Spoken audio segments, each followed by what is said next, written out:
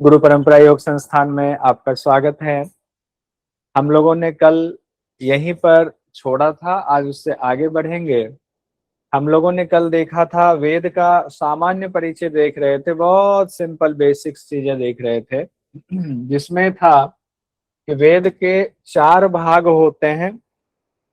संहिता जिसमें मूल मंत्र है, ब्राह्मण जिसमें पूजा पाठ की विधि है, कर्मकांड विशुद्ध कर्मकांड, आरण्यक जिसमें गृहस्थ आश्रम के बाद का जीवन कैसा होना चाहिए, या अरण्य में जब हम जाकर के रह रहे हैं गुरु के पास, उस समय हमारा जीवन कैसा होना चाहिए, उस समय क्या व्यवस्था होती है, कैसे जीना चाहिए, आरण्य ग्रंथ।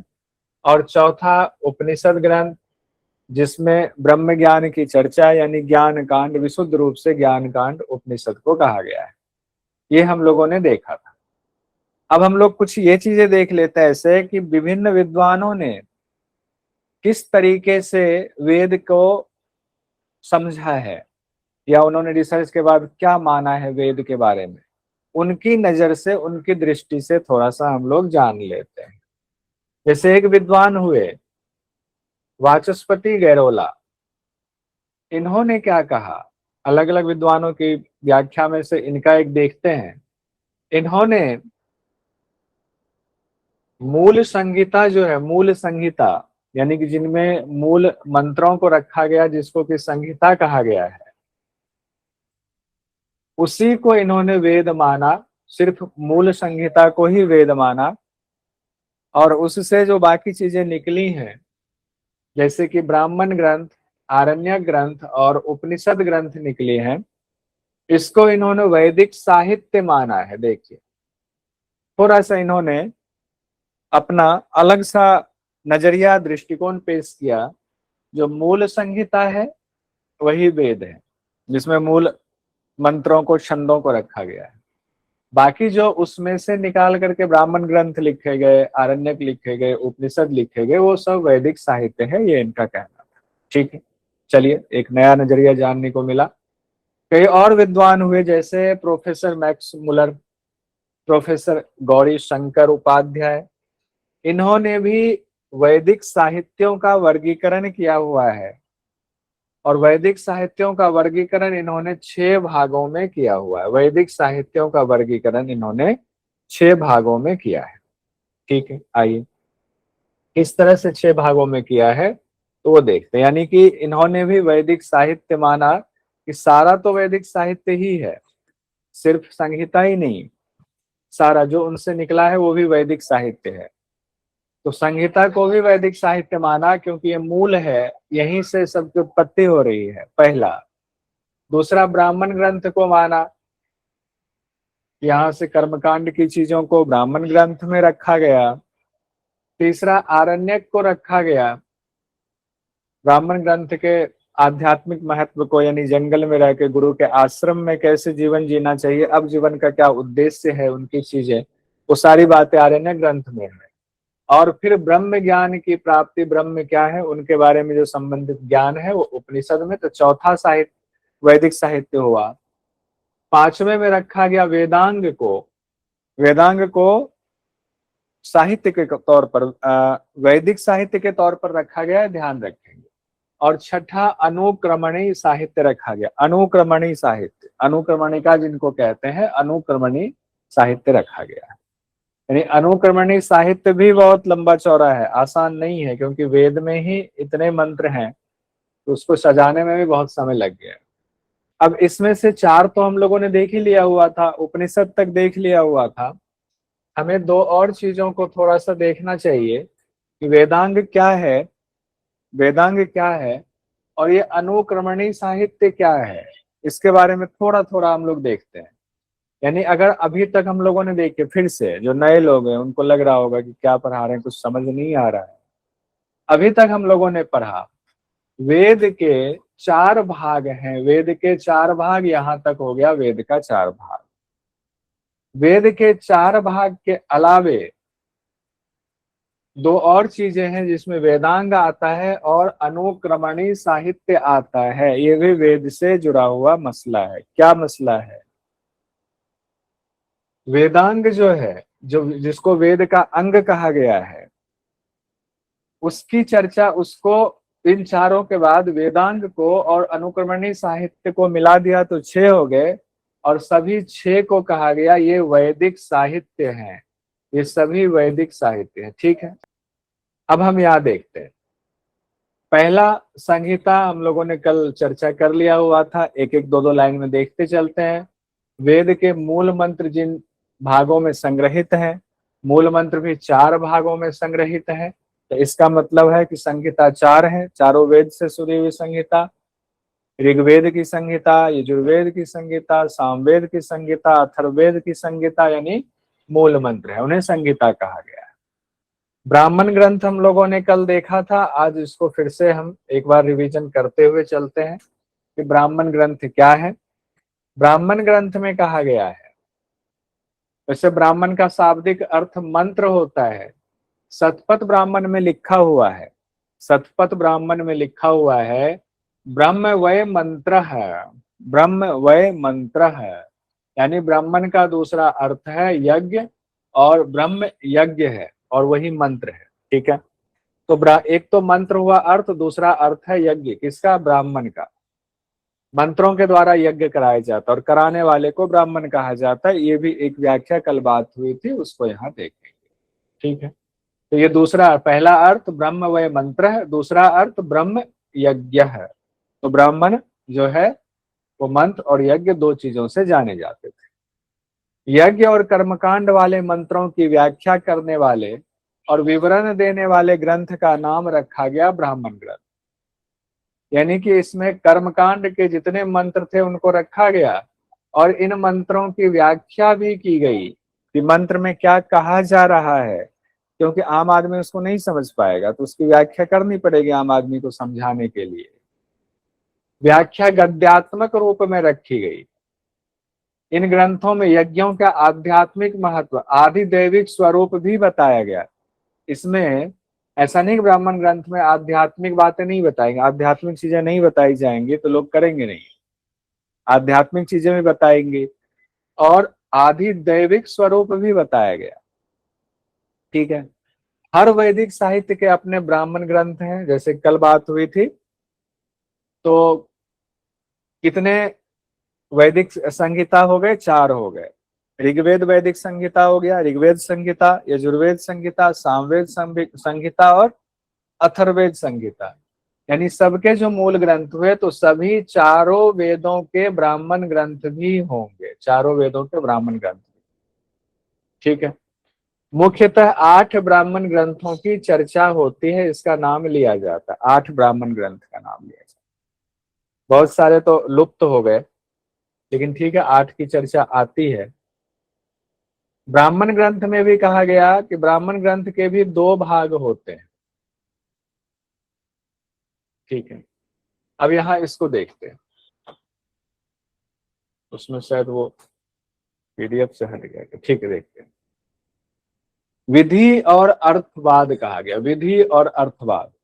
यज्ञ का अनुष्ठान कब किया जाए, कैसे किया जाए, किन किन साधनों की आवश्यकता होती है यज्ञ में, यज्ञ का अधिकारी कौन है, ये सारी चीजें विधि में बताई गई। और अर्थवाद में कहा गया है, इसमें निंदा और प्रशंसा की गई है। यज्ञ में कौन सी चीज जरूरी है, कौन सी निषिद्ध है, उसके बारे में बताया गया है। यानी जो निषिद्ध है, जिसका इस्तेमाल नहीं होना चाहिए, उसको, उसकी निंदा की गई है। किस भाग में? अर्थवाद में। यानी कि आप कह सकते हैं ब्राह्मण ग्रंथ में ही 2 पार्ट इस तरीके से हो जाता है। और जो उपयोगी वस्तु हैं कर्मकांड के लिए, उसकी प्रशंसा की गई है, उपयोगी वस्तुओं की प्रशंसा की गई है। ठीक है, सिंपल सिंपल समझते जाइएगा, बहुत ज्यादा परेशान होने की जरूरत नहीं है।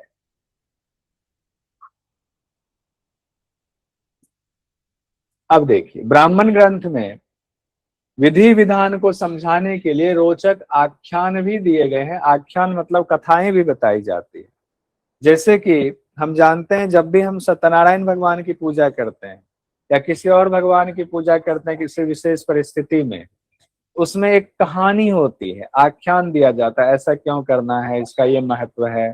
तो उसको भगवान उस पर खुश हो गए, उनके साथ बहुत अच्छा हुआ कि वो अच्छा कर्म करने वाले थे, क्योंकि वो यज्ञ करते थे, क्योंकि वो हर जो व्यवस्था बनी हुई है वेद की उस व्यवस्था को मानते थे। तो इस तरह से कुछ रोचक आख्यान यानी कि रोचक कथाएं कही गई हैं। और जो लोग यज्ञ वगैरह करते हैं या पूजा पाठ करते हैं उनको पता होगा, जैसे बृहस्पति भगवान की पूजा होती है तो उसमें भी एक कहानी चलती है। तो ये सारी चीजें रोचकता बनाने के लिए और हमारा विश्वास बढ़ाने के लिए, हमें उसका महत्व समझाने के लिए सारी चीजें बताई गई है। अब आगे कहा जा रहा है, सिंपल सिंपल वे में समझते जा रहे हैं। चारों में से जिस भी वेद के मंत्रों की व्याख्या करके पूजा अर्चना यज्ञ की विधि विस्तार से बताई गई हो, उस व्याख्या वाले भाग को उस वेद का ब्राह्मण ग्रंथ कहा जाता है। सिंपल है समझने में। जिस भी वेद के मंत्रों की व्याख्या की, जिस भी वेद से यहां तात्पर्य क्या है? चार जो वेद हैं, ऋग्वेद, यजुर्वेद, सामवेद, अथर्ववेद, उसके जो मूल संहिता में से जो मंत्र लिया गया, उन मंत्रों की जो व्याख्या की गई, कौन सी? पूजा पाठ से संबंधित, यज्ञ से संबंधित, उसकी जो व्याख्या की गई और जो ग्रंथ बनाया गया, जिस वेद से निकला उस वेद का ब्राह्मण ग्रंथ उसको कहा गया। सिंपल सी बात, उस वेद का ब्राह्मण ग्रंथ उसको कहा गया। ठीक है, माफ, आगे देखिए।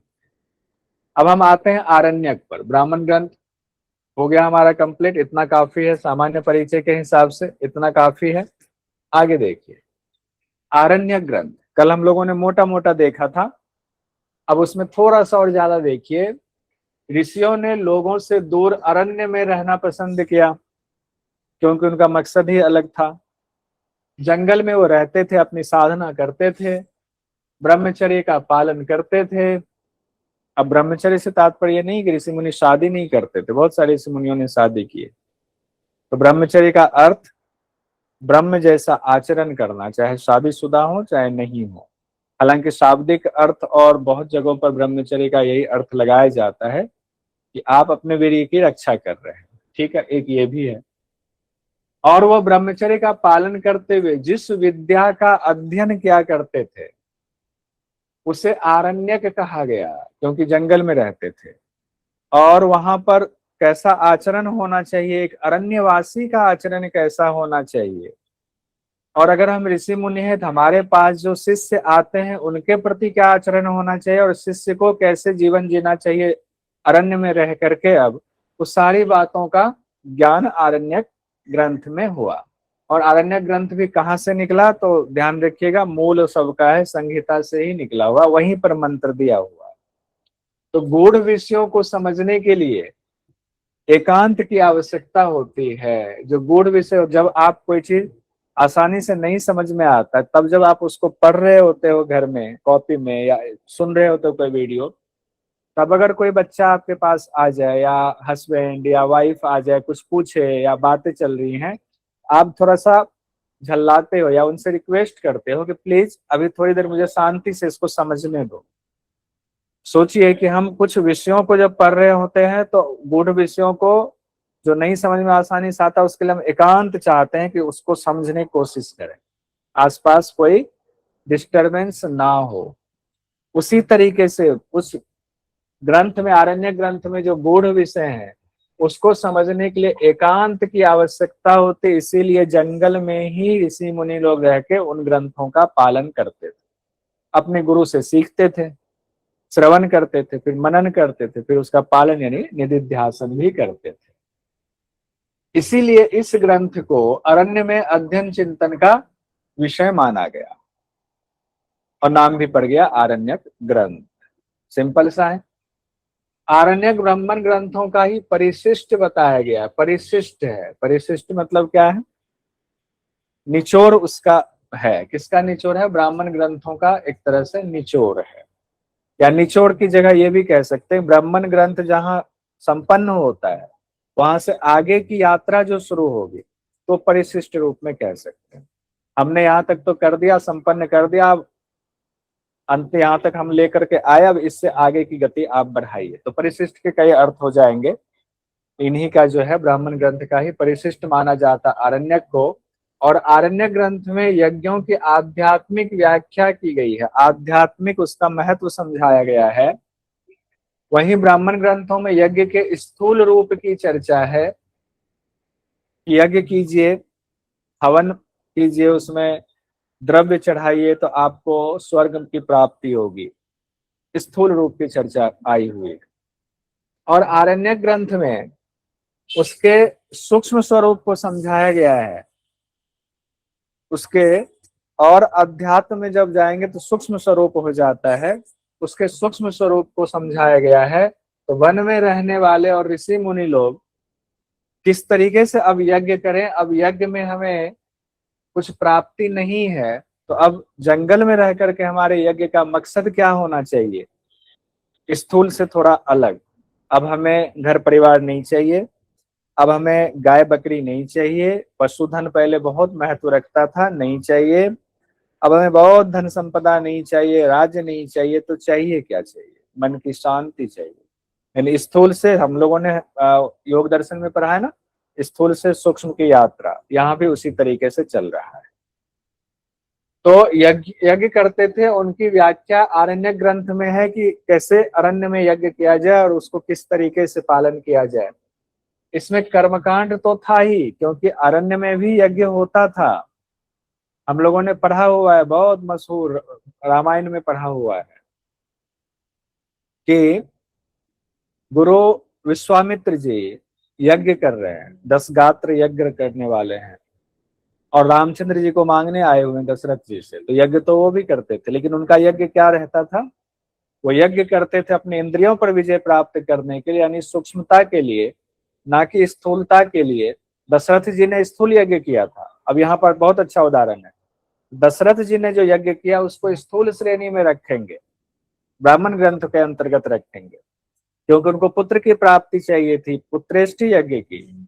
लेकिन विश्वामित्र जी ने जो यज्ञ किया, उनको इंद्रियों पर विजय प्राप्त करनी थी, तो वो हो गया सूक्ष्म, वो हो गया आरण्य ग्रंथ के अंतर्गत। ऐसे स्थूल और सूक्ष्म का ये बहुत सुंदर उदाहरण दिमाग में आया। तो वहां पर कर्मकांड तो होता ही था, लेकिन उसमें ज्ञान कांड समाहित होता था अरण्य में जो हम यज्ञ करते थे, यानी हमारे पूर्वज जो करते थे। यानी उसमें ब्रह्म विषयक ज्ञान का भी समावेश होता था कि ब्रह्म क्या है। एक तो ब्रह्म देखिए स्वर्ग से ऊपर की चीज है, स्वर्ग तो फिर भी स्थूल रूप में हो गया, उससे और स्थूल धरती हो गया, धरती से थोड़ा सूक्ष्म हो गया स्वर्ग, और ब्रह्म तो उनसे सूक्ष्म तो कुछ है ही नहीं। तो ब्रह्म विषय ज्ञान भी इसमें है अरण्य ग्रंथ में। हम लोग कुछ उपनिषद जब पढ़ेंगे तो कई उपनिषद आपको ऐसे मिलेंगे जो अरण्य ग्रंथ से मिले हुए, मतलब अरण्य ग्रंथ से निकले हुए, तो ज्ञान का भी समावेश था। अब बहुत सारे उस समय बहुत सारे अरण्य ग्रंथ थे, बहुत सारे ग्रंथ विलुप्त हो गए, और विलुप्त होने के बाद भी 8 उपलब्ध आरण्य ग्रंथ का नाम आता है।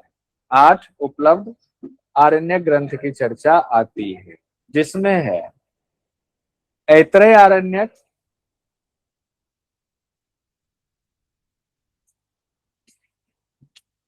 ऐतरेय आरण्यक, सांख्यायन आरण्यक, तैत्रीय आरण्यक, मैत्रायणी आरण्यक, माध्यम दिन बृहदारण्यक आरण्यक, बृहदारण्यक उपनिषद भी है, आरण्यक भी है, कान्व बृहदारण्यक आरण्यक, जैमिनियो उपनिषद आरण्यक, जिसको तलवकार आरण्यक भी कहा जाता है, और छांदोग्य आरण्यक।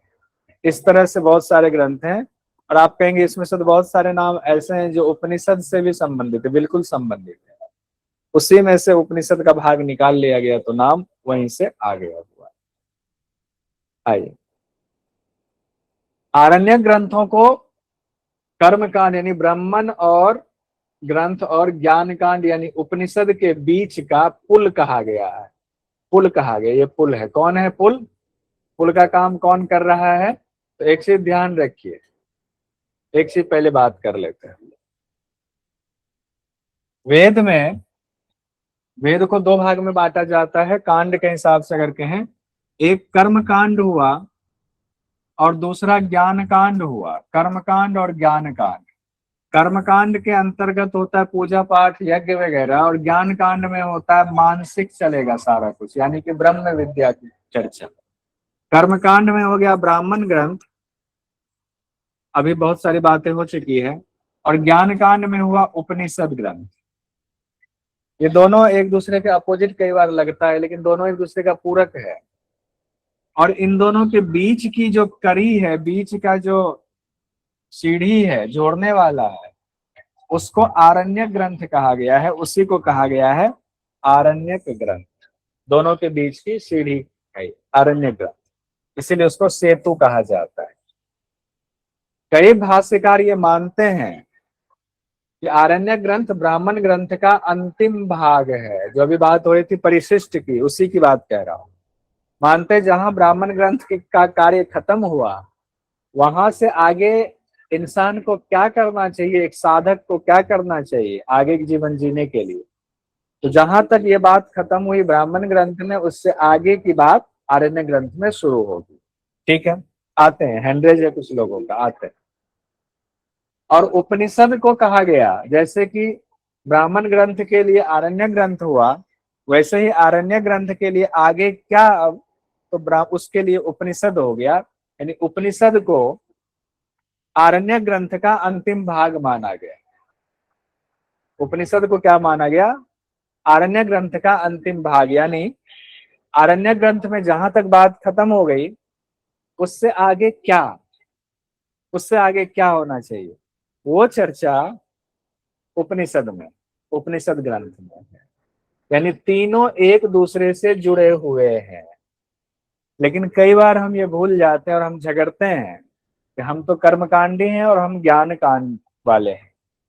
शंकराचार्य जी ने बहुत अच्छा सेतु बनाया था, लेकिन उनको भी संघर्ष करना पड़ा था। शंकराचार्य जी को माँ विदुषी भारती से, और विदुषी भारती के जो हस्बैंड थे, पति थे, उनका नाम अभी मैं भूल रहा, जिनका सुरेश्वरानंद जी, सुरेश्वराचार्य जी उनका नाम पड़ा था, मंडन मिश्र। मंडन मिश्र घोर कर्मकांडी थे और शंकराचार्य जी घोर ज्ञान कांडी थे। दोनों में शास्त्रार्थ हुआ, लेकिन शंकराचार्य जी का मकसद किसी को नीचा दिखाना नहीं था। उन्होंने शास्त्रार्थ में मंडन मिश्र को भी हराया, और विदुषी भारती, माँ विदुषी भारती से एक तरह से कहे तो हार ही गए थे, फिर दोबारा आकर के शास्त्रार्थ करके माँ विदुषी भारती को भी हराया, और दोनों लोगों को अपने साथ किया और करके भरपूर इज्जत दिया, भरपूर सम्मान दिया। और माँ विदुषी भारती को हमेशा माँ ही बोलते रहे, माँ सरस्वती बोलते थे। तो वो शास्त्रार्थ का मकसद उनका अहंकार का नहीं था, बल्कि वो चीजों को मिलाना चाहते थे। इसीलिए कहा गया उन्होंने चारों ग्रंथ को, चारों वेदों को वो प्रतिष्ठा दी, प्रतिष्ठापित किया उन्होंने। आइए, कुछ लोगों के क्वेश्चन है, शायद हैंडरेज है, देख लेते। हाँ, अंजलि जैन जी का हैंडरेज है, बता दीजिए।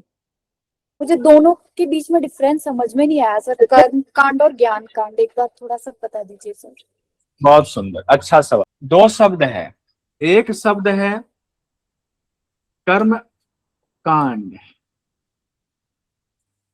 कर्म कांड, दूसरा शब्द है ज्ञान कांड, ज्ञान कांड। अब इसमें कर्म का क्या अर्थ है, ज्ञान का क्या अर्थ, तो पहले ज्ञान के अर्थ को समझिए, क्योंकि योग करने वाले सब लोग हैं ना, तो ज्ञान समझिए। जैसे आपको कहे कि ज्ञान हुआ आपको, एक तो ज्ञान साधारण ज्ञान होता है कि हमें बाजार में गए और आपसे कहा गया कि आप अल्फांसो आम खरीद कर लाना। क्या आपको अल्फांसो आम का ज्ञान है कि आप अल्फांसो आम ही खरीद कर लाएंगे? वो साधारण ज्ञान है। लेकिन जैसे इस ज्ञान की बात होती है, उत्कृष्ट ज्ञान की बात होती है, तो ज्ञान का मतलब है ब्रह्म ज्ञान, सिंपल साधारण। ज्ञान का मतलब किसका ज्ञान? ब्रह्म का ज्ञान। और इसमें अब इसके बहुत सारे पर्यायवाची आप लेकर आ जाओ, जिसमें आप कह सकते हो आत्मज्ञान। ब्रह्म ज्ञान मतलब आत्मज्ञान। बहुत सारे लोग पहले कहते हैं आत्मज्ञान नहीं होगा तो ब्रह्म ज्ञान क्या होगा। ठीक है, हम उस विवाद में नहीं पड़े। ब्रह्म ज्ञान यानी आत्मज्ञान।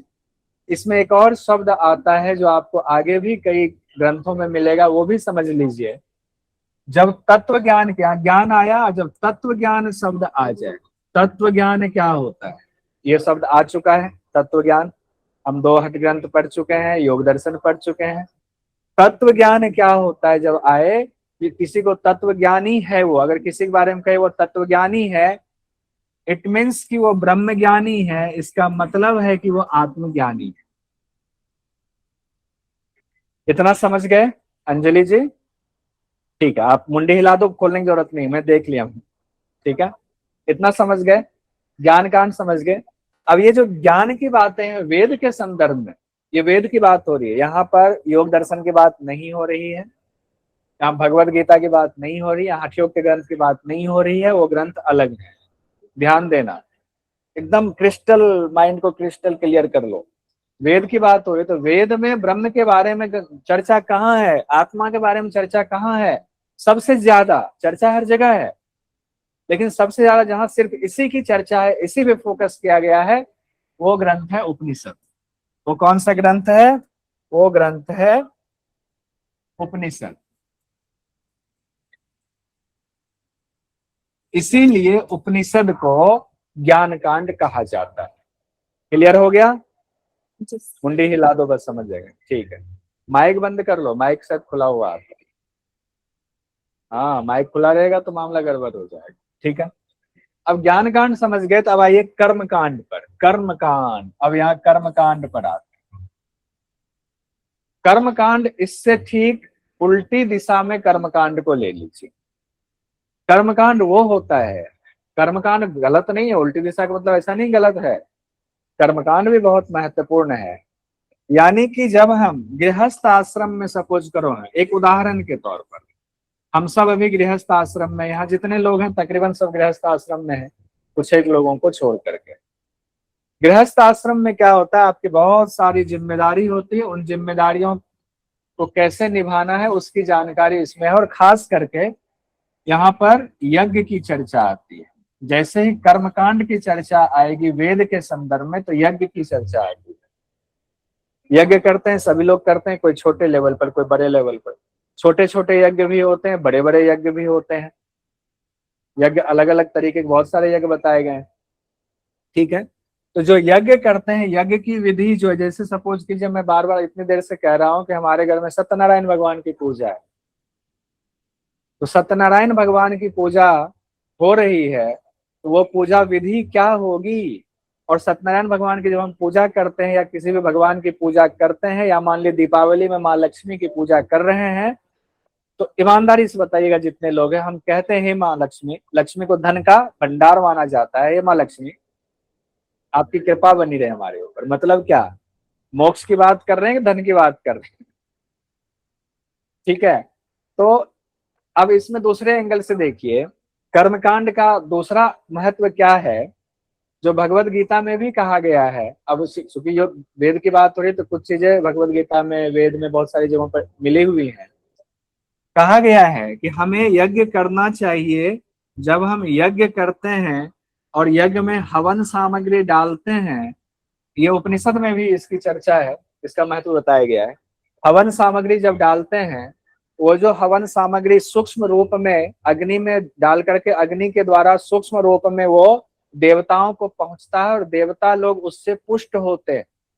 देवता लोगों का भोजन यही है, यानी हमारा कर्म कांड देवताओं का भोजन रूप में हो जाता है। यज्ञ के द्वारा उनको जो हम चढ़ाते हैं वो उनको प्राप्त होता है।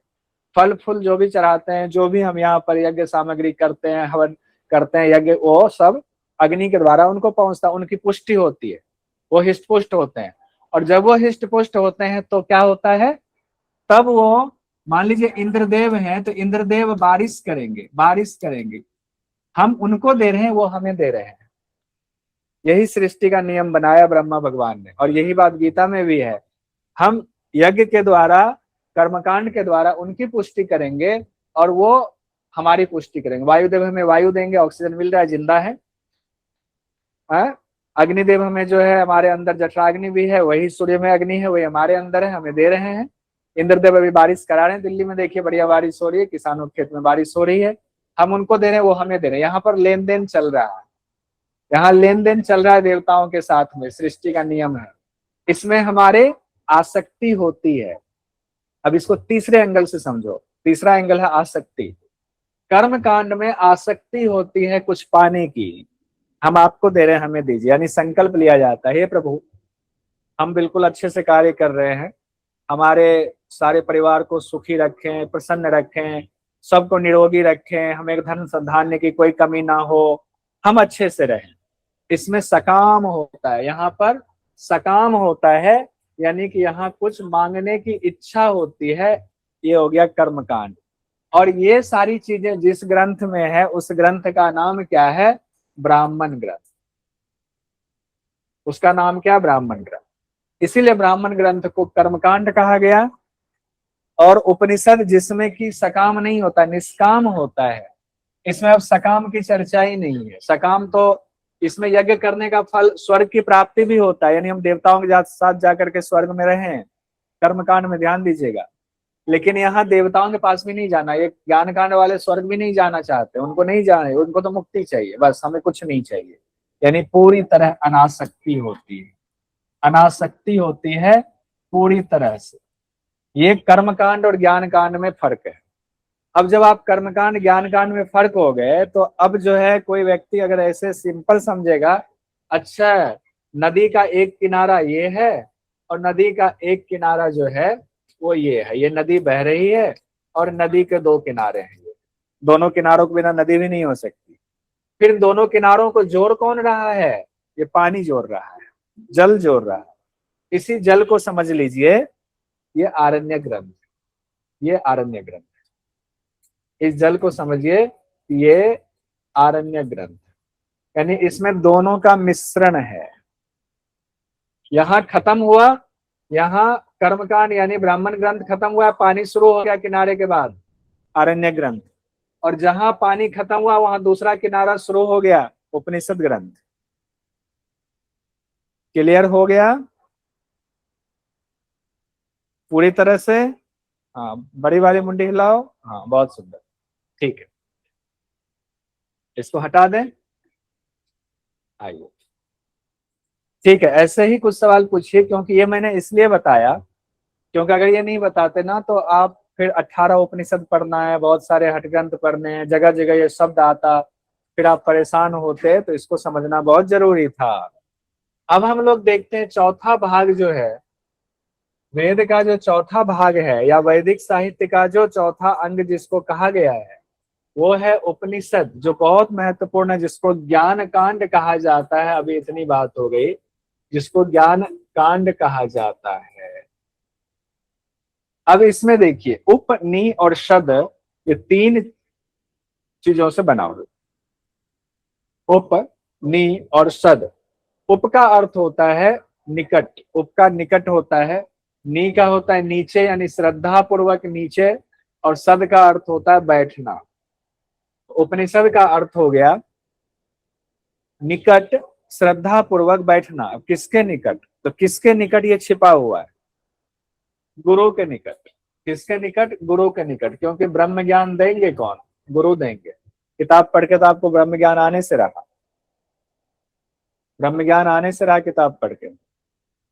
क्योंकि मैं फिर से कह रहा हूं, कोई भी ग्रंथ पढ़ लो, चाहे उपनिषद उठाकर पढ़ लो, हठ ग्रंथ पढ़ लो, जैसे हठ ग्रंथ में योग का कोई भी अभ्यास कंप्लीट नहीं है, एक भी अभ्यास कंप्लीट नहीं है। मुझे तो नहीं लगा, जिनको लगा वो उनकी महानता है, मुझे तो एक भी अभ्यास कंप्लीट नहीं है। हर अभ्यास अधूरा है, जानबूझकर अधूरा है। उसकी शरीर सिर्फ शरीर रूप में है, आत्मा नहीं है। आत्मा गुरु डालेंगे उसमें, तब वो ज्ञान पूरा होगा। उसी तरीके से कोई भी उपनिषद आप उठाकर पढ़ो, उसमें कहा गया है कि गुरु ने उनको ब्रह्म ज्ञान दिया। क्या ज्ञान दिया? उसमें ब्रह्म के बारे में थोड़ी व्याख्या भी कर दी जाती है, जिनको चक्षु से नहीं देख सकते, ना कान से नहीं, जिनके बारे में सुन सकते हैं, मुंह से उनके वाणी उच्चारण नहीं कर सकते हैं, लेकिन उनकी ज्ञान की प्राप्ति कहीं होगी, कहीं नहीं दिया गया है। जैसे कि कठोपनिषद ले लो, कठोपनिषद में लिखा हुआ है यमराज ने नचिकेता को अग्नि विद्या का ज्ञान दिया। उसमें लिखा हुआ है कि अग्नि विद्या में कौन सा यज्ञ में कितने ईंटों से यज्ञ कुंड बनेगा, उसकी जानकारी दी। लेकिन जानकारी कहाँ है? बता दीजिए कोई किसी यज्ञ का उसमें, वहां पर कठोपनिषद की पर्टिकुलर बात कर, वहां पर नहीं है, अलग ग्रंथ में है, संगीता में हो सकता हो, वहां नहीं है। नचिकेता को ब्रह्म ज्ञान दिया, तो ब्रह्म ज्ञान के बारे में चर्चा हो रही है, लेकिन ब्रह्म ज्ञान का उपाय नहीं बताया है उसमें खुल करके कि क्या करना है कि उनको ब्रह्म ज्ञान की प्राप्ति हो जाए, कौन से साधन अपनाने। सिंपल सिंपल बातें कह के निकली हुई है। आप जब सूक्ष्मता से पढ़ेंगे तो आपको लगेगा कि उसमें कुछ चीजें ऐसी है जो छिपा ली गई है जानबूझकर, ताकि आपको गुरु मिलेंगे तभी वो ज्ञान प्राप्त हो। ठीक है, आइए, मुझे लगा हैंड रेज। तो उपनिषद का अर्थ समझ गए, गुरु के निकट ज्ञान प्राप्त करने के लिए श्रद्धा पूर्वक बैठना उपनिषद हो गया। अब यहाँ पर सद धातु है, तो सद धातु में उप और नी जो है उपसर्ग लगा हुआ, धातु क्या है, सद है, उसमें उप और नी उपसर्ग लगा हुआ है, उसके लगाने से उपनिषद शब्द बना हुआ है। और सद धातु के 3 अर्थ होते हैं। एक होता है नाश होना, सद धातु का अर्थ होता है नाश होना। दूसरा होता है गति प्रदान करना। तीसरा होता है शिथिल होना। अब 3 चीजें, नाश हो रहा है, गति प्रदान हो रहा है, फिर से शिथिल हो रहा है। नाश होना, किसका नाश, अविद्या का नाश होना। गति होना तो ब्रह्म की प्राप्ति होती है, ब्रह्म की प्राप्ति, गति किस तरफ, ब्रह्म की तरफ गति होगी। और क्या कहा जा रहा है, शिथिल होना, यानी सांसारिक दुख शिथिल हो जाते हैं। हम लोग दुख से निवृत्ति के लिए तो ब्रह्म ज्ञान की प्राप्ति में जाते हैं, इतना सारा दुख क्या, जीवन चक्र चल रहा है, जीवन चक्र से मुक्ति चाहिए, मुक्ति चाहिए। अविद्या का नाश हुआ, ब्रह्म की प्राप्ति हो रही है, और बीच में आ गया अभी वो सारी चीज, जितने दुख थे वो दुख खत्म हो गए। यही 3 चीजें उपनिषद का अर्थ है, जिसमें सद धातु से ये 3 अर्थ निकला हुआ है। तो उपनिषद का जो पूरा अर्थ निकला, गुरु के समीप बैठ करके ब्रह्म ज्ञान को प्राप्त करना। ब्रह्म ज्ञान के लिए पहले योग्य भी होना पड़ेगा, ऐसे ब्रह्म ज्ञान तो मिलने से रहा, योग्य भी होना पड़ेगा। अब सवाल है कि उपनिषदों की संख्या कितनी है, तो एक मुक्तिको उपनिषद है, मुक्तिको उपनिषद, जिसमें लिखा हुआ है उपनिषदों के बारे में, और कहा हुआ है कि 108 उपनिषद है। ये इंपॉर्टेंट है, इसको नोट कीजिएगा, ये बहुत इंपॉर्टेंट है। किस ग्रंथ में कहा गया है कि 108 उपनिषद हैं, तो मुक्तिको उपनिषद में कहा गया 108 उपनिषद हैं, 108 उपनिषद हैं। देखिएगा, मुक्तिको उपनिषद में यह भी बताया गया है कि किस उपनिषद में कितने, सॉरी, किस वेद से कितने उपनिषद जुड़े हुए हैं, किस वेद से कितने उपनिषद जुड़े हुए हैं, ये भी बताया गया है। जैसे कि मुक्तिको उपनिषद में कहा गया ऋग्वेद से 10 उपनिषद संबंधित है, यानी ऋग्वेद के संहिता से मंत्र लेकर के 10 उपनिषद लिखा गया। इंपॉर्टेंट है, ये चार्ट में बना लीजिए, इंपॉर्टेंट है। शुक्ल यजुर्वेद से कहा गया 19 उपनिषद निकले, शुक्ल यजुर्वेद से। अब यजुर्वेद में भी 2 भाग है, कृष्ण यजुर्वेद, शुक्ल यजुर्वेद, इसकी कहानी अलग ही है, देखेंगे हम लोग, अभी इतना लिख लीजिए। शुक्ल यजुर्वेद से 19, कृष्ण यजुर्वेद से 32 उपनिषद निकले हैं। कृष्ण यजुर्वेद से कितने, 32 उपनिषद। तो सबसे ज्यादा संख्या किससे हो गया उपनिषद में, यजुर्वेद से ही हो गया सबसे ज्यादा। यजुर्वेद से 108 के हिसाब से देखे तो कितनी संख्या हो गई, 51, तो यहीं से हो गया 51 संख्या। 51 उपनिषद संबंधित है यजुर्वेद से, कृष्ण और शुक्ल मिला करके। सामवेद से कितने हो गए, 16 हो गए, सामवेद से 16। और अथर्ववेद से 31 है, अथर्ववेद से कितने हैं, 31। अब सबको जोड़ लीजिए, 19, 10, 32, 16 और 31, 108 संख्या आपको बन जाएगी। कितनी संख्या बनेगी, 108, 108 संख्या। ठीक है, ये इंपॉर्टेंट है, इसको नोट कर लिए, हो सकता है एग्जाम में ये पूछ दे। तो मुक्तिको उपनिषद के अनुसार यजुर्वेद से कितने उपनिषद संबंधित हैं, तो ये एक क्वेश्चन आपका बन सकता है, इससे बढ़िया। अब हम लोग आ रहे हैं वेदांग पर, वेदांग, वेद अंग, वेद का अंग आ रहे हैं। ठीक है, चलिए वेदांग भी देख लेते हैं। वेदांग का क्या अर्थ है, क्यों वेदांग की चर्चा हो रही है, क्यों वेदांग। हम लोगों ने ऊपर देखा था वैदिक साहित्यों का 6 प्रकार से वर्गीकरण किया गया। 4 हम लोगों ने देख लिया, संगीता देख लिया, ब्राह्मण देख लिया, आरण्यक देख लिया, उपनिषद देख लिया। अब 5वें नंबर पर हम लोगों ने वहां ऊपर देखा था, 5वें नंबर पर था वेदांग। वेदांग में जो वेद के 5 अंग हैं उसको साधारण मत समझिएगा, वो भी ग्रंथ है, पूरा ग्रंथ लिखा हुआ, ऐसा साधारण नहीं है वेदांग। कैसे, अभी देखिएगा वेदांग का क्या अर्थ है वो समझते हैं। वेदांग का अर्थ, एक तो शाब्दिक अर्थ हुआ वेद के अंग, फिर देखिएगा पवित्र ग्रंथ वेद के मंत्रों में कोई त्रुटि ना आए। जो मंत्र है, मंत्र में तो त्रुटि है नहीं, लेकिन आगे भी कोई त्रुटि ना आए, इसके लिए नियम बनाए गए। इसके लिए नियम बनाए गए कि वेद को पढ़ना कैसे है, लिखना कैसे है, बोलना कैसे है, उच्चारण कैसे करना, सारी चीजों के लिए नियम बनाए गए। और इन नियमों से मंत्रों की पवित्रता बनी रहे, वैदिक मंत्रों की पवित्रता बनी रहे, यानी संहिता के मंत्रों की पवित्रता बनी रहे, उच्चारण शुद्ध बना रहे, उसके अर्थ में कोई परिवर्तन ना हो। हम लोग क्या है, बहुत थोड़ा जानते हैं, कई बार उच्चारण गलत करते हैं तो अर्थ भी गलत हो जाता है। इसीलिए जब हम पूजा पाठ करते हैं तो सबसे पहले हम प्रार्थना करते हैं कि हमसे कोई भूल हो जाए मंत्र में, उच्चारण में, पूजा पाठ की विधि में, तो हमें अज्ञानी समझ करके हे देव माफ करना। क्योंकि हमारा मकसद कुछ और है, भाव कुछ और हो सकता है, शब्द में थोड़ा बहुत अज्ञानता की वजह से गलती हो जाए, इनके अर्थ में भी कोई बदलाव ना आए। तो इनके लिए वेदांग साहित्य की रचना की गई। वेदांग साहित्य की रचना, सूत्र साहित्य भी इनको कहा जाता है, सूत्र रूप में रचना की गई। इस वेदांग साहित्य कितने हैं? 6 है। वेदांग साहित्य कितने हैं? 6 हैं। और मुंडक उपनिषद जब हम लोग पढ़ेंगे तो मुंडक उपनिषद में वेदांग की थोड़ी सी चर्चा है, थोड़ी सी चर्चा। ये एक आप नोट कीजिए, एग्जाम के लिए महत्वपूर्ण है। वेदांग की चर्चा किस उपनिषद में की गई है? मुंडक उपनिषद। किस मुख्य उपनिषद में की गई है? मुंडक उपनिषद में। आइए, अब कौन से 6 अंग हैं वेदांग के, वो हम लोग देखते हैं। टाइम क्या हो गया, एक बार टाइम देखते हैं। 8:03 हो जाएगा।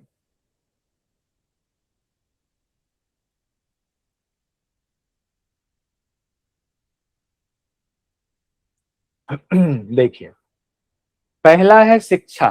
पहले का नाम है शिक्षा। एक एक करके देखते हैं। 6 अंग है ना, वेद के अंग कितने हैं? 6। पहले अंग का नाम है शिक्षा।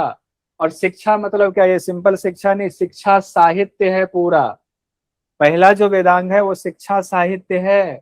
और कहा गया ऐसे साहित्य, इसकी व्याख्या देखिए, ऐसे साहित्य जिनमें वैदिक मंत्रों के उच्चारण के तरीके बताए गए हैं। शिक्षा ग्रंथ ऋषियों के नाम से हैं, यानी अलग अलग ऋषियों ने शिक्षा ग्रंथ बताया है, जिसमें कहा है कि वैदिक मंत्रों का उच्चारण कैसे होगा। कहा जा रहा है जिससे, जिसमें व्यास शिक्षा है, व्यास जी ने बताया कि ऐसे उच्चारण करना है। भारद्वाज शिक्षा है, पाणिनि शिक्षा है, याज्ञवल्क्य शिक्षा है, कात्यायनी शिक्षा है, पाराशरी शिक्षा है, इत्यादि। यानी इतने शिक्षा ग्रंथ हैं, ये सब ग्रंथ हैं, साधारण मत समझिएगा। अब देखिए, पाणिनि शिक्षा की बात हमने यहाँ पर थोड़ा सा लिया हुआ। एक पाणिनि शिक्षा यहाँ है ना, ये पाणिनि शिक्षा। शिक्षा में क्या है? शिक्षा साहित्य में वेदों का उच्चारण किस तरीके से हो, इसकी चर्चा है। यहाँ कहा गया है पाणिनि शिक्षा में, घ्राणम तु वेदस्य। घ्राणम तु वेदस्य, घ्राण मतलब क्या होता है? नासिका, नोज। नोज को घ्राण कहा जाता है। नोज, नोज को घ्राण कहा जाता है। ठीक है। घ्राणम तु वेदस्य, यानी शिक्षा साहित्य को नासिका कहा है। किसकी नासिका कहा है? किसकी नासिका कहा है? शिक्षा साहित्य को वेद की नाक कहा है। वेद की नाक, एग्जाम में आएगा।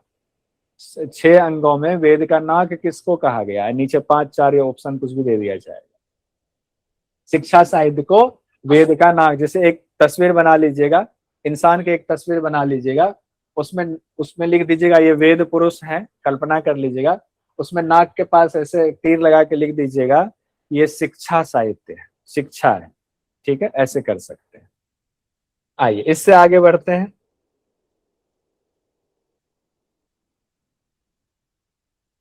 आचार्य सायन हुए, उन्होंने शिक्षा साहित्य के बारे में क्या कहा उसको भी थोड़ा सा हम लोग जानते हैं। शिक्षा साहित्य के बारे में आचार्य सायन जी ने क्या कहा।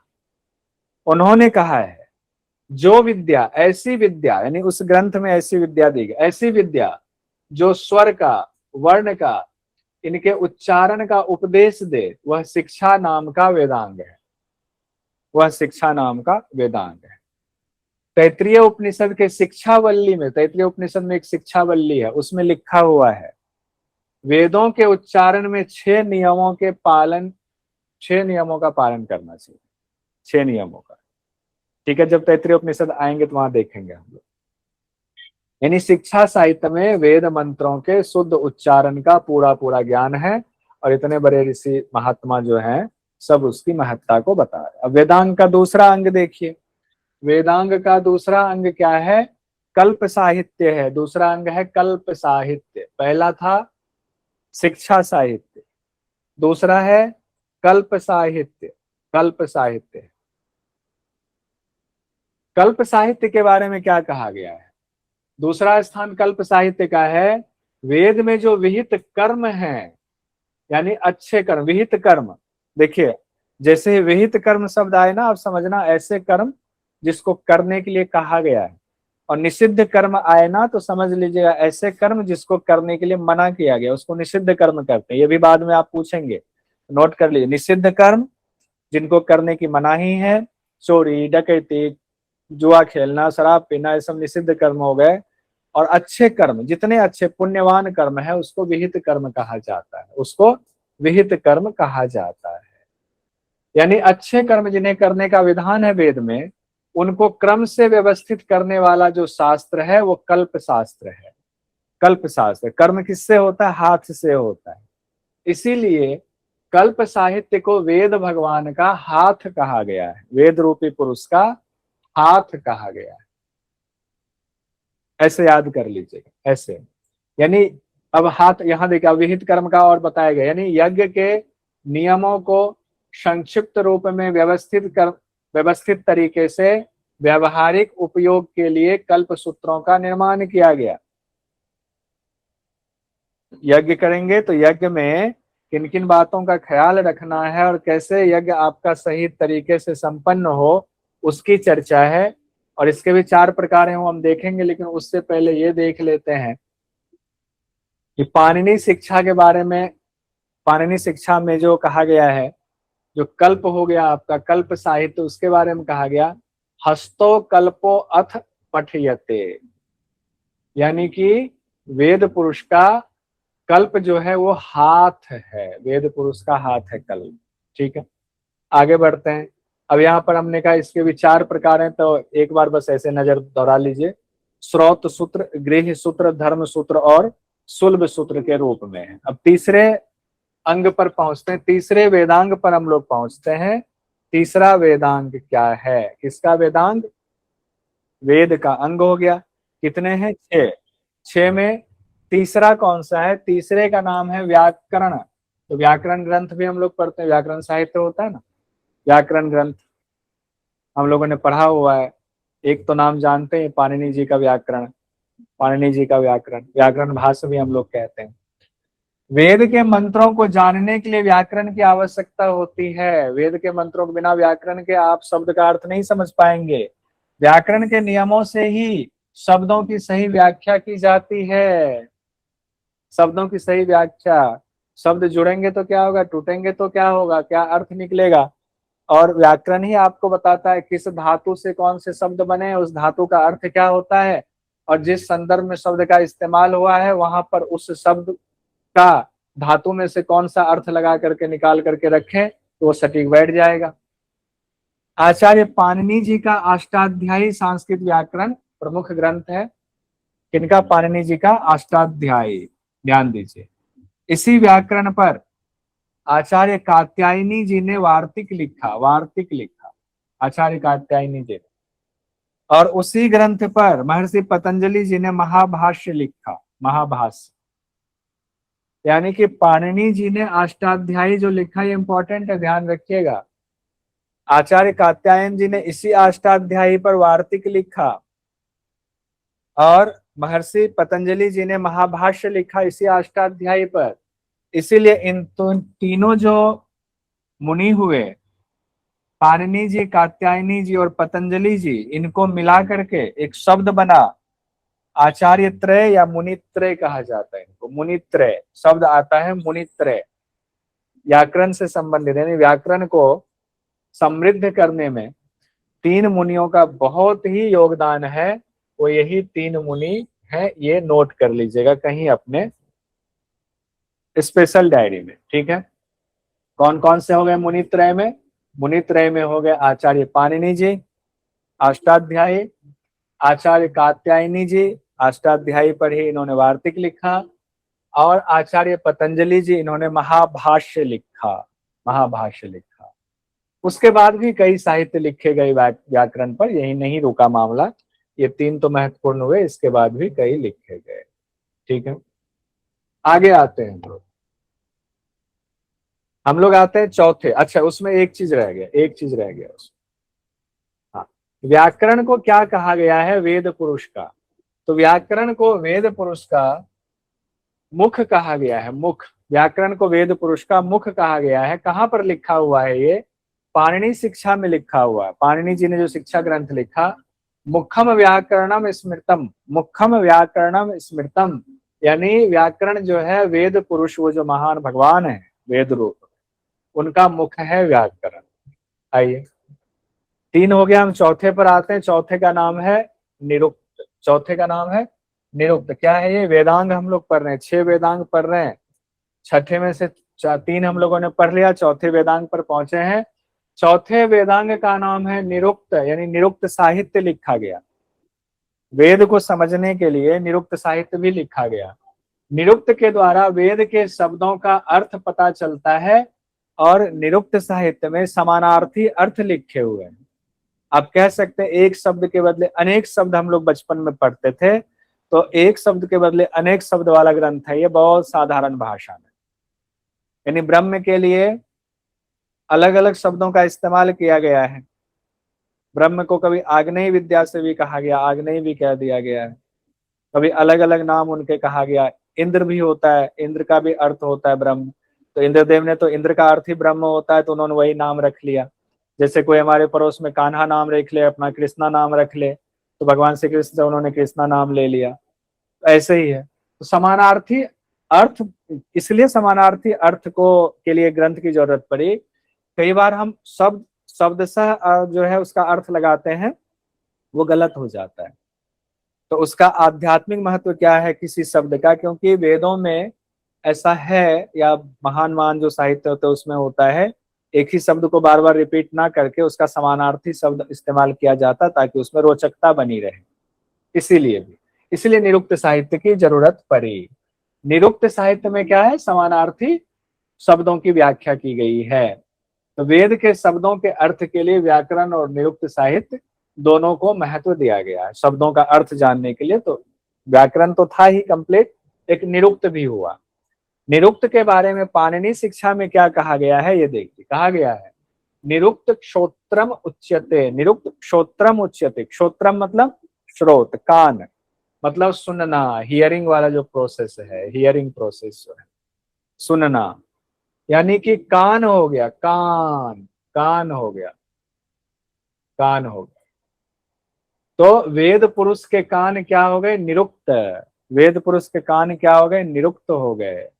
आइए आगे बढ़ते हैं हम लोग, पांचवें वेदांग पर पहुंचते हैं। पांचवा वेदांग है छंद। छंद, हम लोग जानते हैं वेद की रचना जो है वो छंद रूप में है। वेद की रचना किस रूप में है? छंद के रूप में है। तो छंद साहित्य भी है। छंद कोई साधारण चीज नहीं है। कितने प्रकार के छंद होते हैं, छंद का अर्थ क्या होता है, छंद की रचना कैसे होती है, कितने अक्षर कितने शब्द कैसे मिलता है, कितने अक्षर शब्द मिलकर के बनता है, तो पूरा ज्ञान छंद साहित्य में होता है। छंद साहित्य, इसकी भी रचना हुई। वेद को समझने के लिए सारा चीज हो रहा है छंद साहित्य की। यानी छंद को छंद वेद को गति प्रदान करता है। तो छंद को कहा गया है वेद को गति प्रदान करने वाला, गति प्रदान करने वाला।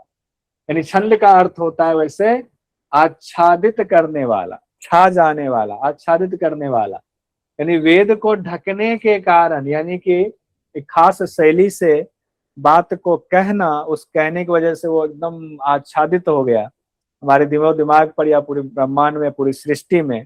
तो किस रूप में आच्छादित हुआ वेद के वो ज्ञान? वो छंद रूप में आच्छादित हुआ, यानी कि छंद मतलब ढकना हुआ। कात्यायन जी ने अक्षरों के परिणाम को छंद कहा है। कात्यायन जी ने क्या कहा है? अक्षरों का जो परिणाम है वही छंद है। इससे साफ होता है कि वैदिक छंदों में अक्षरों की गणना होती है, अक्षरों की गणना होती है। हम लोग देखेंगे वैदिक छंदों में एक अक्षर से लेकर के 104 अक्षर तक का नियम बना हुआ है। एक अक्षर से 104 अक्षर तक को मिला करके छंद की रचना होती है। ये भी देख लेते हैं, उसके बाद फिर उस छंद को और देखेंगे। छंदः पादौ तु वेदस्य, कहां पर? पाणिनि शिक्षा में कहा गया छंद क्या है? वेद का पांव है। पांव से होता है ना चलना, चलना। तो वेद का उच्चारण करते तो वेद आगे बढ़ता है, गति प्रदान करता है, उस संदर्भ में कहा गया है। अब यहाँ प्रमुख वैदिक छंद जो है, प्रमुख वैदिक छंद 7 प्रकार के होते हैं, उसकी चर्चा थोड़ी सी देख लेते हैं। इसमें बहुत थोड़ा ही देखेंगे, ज्यादा नहीं। एक कहा गया गायत्री छंद होता है, एक उष्णिक छंद होता है, एक अनुष्टुप छंद होता है, एक बृहति छंद होता है, पंक्ति छंद होता है, त्रिष्टुप छंद होता है और जगती छंद होता है। जगती। अभी हम लोगों ने देखा कि कितने अक्षर मिलाकर के एक छंद की रचना हो रही है। तो ये जो 7 छंद हैं, किसमें कितने अक्षर मिलते होंगे उसकी वजह से नाम पड़ा हुआ है। जैसे गायत्री छंद 24 अक्षर वाला होता है। अगर ये पूछ दिया जाए 24 अक्षर वाले छंद को क्या कहते हैं? गायत्री छंद कहते हैं। 24 अक्षर वाले छंद को, 24 अक्षर वाले छंद को गायत्री छंद कहते हैं। 28 अक्षर वाले को उष्णिक छंद कहते हैं। बहुत भारी लग रहा हो तो परेशान मत होइएगा, बस सुन लो, चित्त में जाने दो बस। अनुष्टुप में 32 अक्षर होते हैं, नहीं अनुष्टुप छंद जो होते हैं उसमें 32 अक्षर होते हैं। बृहति में 36 अक्षर होते हैं, बृहति छंद में 36 अक्षर होते हैं। पंक्ति छंद में 40 अक्षर होते हैं, पंक्ति छंद में 40 अक्षर होते हैं। त्रिष्टुप छंद में 44 अक्षर होते हैं, त्रिष्टुप छंद में कितने हैं? 44 अक्षर। और जगती छंद में 48 अक्षर होते हैं। जगती छंद में 48 अक्षर होते हैं, मोटा मोटा। बहुत ज्यादा याद करने की जरूरत नहीं है, 1-2 याद रह जाए तो बहुत है। हम लोग वेदांग के 6ठे अंग पर पहुंच गए हुए हैं। वेदांग का 6ठा अंग कौन सा है? देखिए, वो है ज्योतिष। छंद को पांव कहा गया था, ज्योतिष। ज्योतिष, ज्योतिष के बिना तो कुछ होता ही नहीं। और आदमी जाता है हाथ देख लेते, पंडित जी क्या है, हमारा भविष्य क्या है। ठीक है। यज्ञों में, यज्ञ की चर्चा हो तो यज्ञों में तिथि, नक्षत्र, महीना, पक्ष, ऋतु, संवत्सर का महत्व होता है। इस महीने, इस पक्ष में, इस तिथि को इतने बजे से इतने बजे तक ही रक्षाबंधन है। बहनें अपने भाई को राखी बांधेंगी इतने से इतने बजे तक ही। लीजिए, पैसा वैसा नहीं लीजिएगा आप लोग, पैसा तो नहीं लेते हैं कोई बहन भाई से, मत लीजिएगा। पैसा ले लिया फिर वो रक्षा नहीं करेंगे। चलिए, ऐसे ही कह रहा हूँ, जो परंपरा चली आ रही है उसको निभाइए खूब अच्छे से, ठीक है। एंजॉय कीजिए। सभी बहनों को रक्षाबंधन की शुभकामनाएं। इसी महीने रक्षाबंधन है। यज्ञों में तिथि, नक्षत्र, महीना, पक्ष, ऋतु, संवत्सर का महत्व होता है। उसकी गणना के कौन किस नक्षत्र की क्या स्थिति है उसके हिसाब से ही यज्ञ को फिक्स किया जाता है। कौन सा यज्ञ किस तिथि में, किस नक्षत्र में शुभ माना जाएगा, कब अशुभ माना जाएगा, इसकी गणना करने वाला जो शास्त्र है वही ज्योतिष शास्त्र है। और भी बहुत सारी चीजें ज्योतिष शास्त्र में है, लेकिन मुख्य रूप से ये बातें यहाँ पे, ठीक है। ज्योतिष शास्त्र में कहा गया है कि जो व्यक्ति ज्योतिष को जानता है वही यज्ञ को जानता है। अगर कोई कहे हम यज्ञ को जानते हैं तो आपको ज्योतिष को जानना पड़ेगा। इसीलिए पंचांग होता है ना, पंचांग में लिखा होता है कौन सा नक्षत्र चल रहा है। पंडित जी पतरा देख कर, पतरा देखिए, यानी कि पंचांग देखिए। पंचांग देखना भी एक कला होती। आइए, अब ज्योतिष को आंख कहा गया। ज्योतिष को वेद भगवान का आंख कहा गया। आंख के द्वारा आप देखते हैं ना, ये है आंख। वेद भगवान का आंख है ज्योतिष। कहाँ लिखा है? पाणिनि शिक्षा में लिखा है ज्योतिष ज्योतिषामयनम चक्षुः, ज्योतिषामयनम चक्षुः, यानी वेद भगवान का जो है ज्योतिष वो आंख है। अब ये सीक्वेंस जनरली यही हम लोग रखेंगे, लेकिन कहीं कहीं छंद को छठे नंबर पर दिया गया है तो कहीं 5वें नंबर पर रखा गया है। जनरली हम यही ज्योतिष को लास्ट में ही रखेंगे। तो इस तरह से हमारा यहाँ तक कंप्लीट कर लिया हम लोगों ने।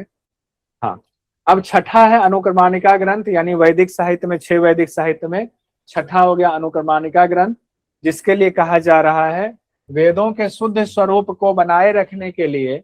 अब सब तो शुद्ध स्वरूप उसके एक एक पक्ष को जानने के लिए हम लोगों ने देख लिया।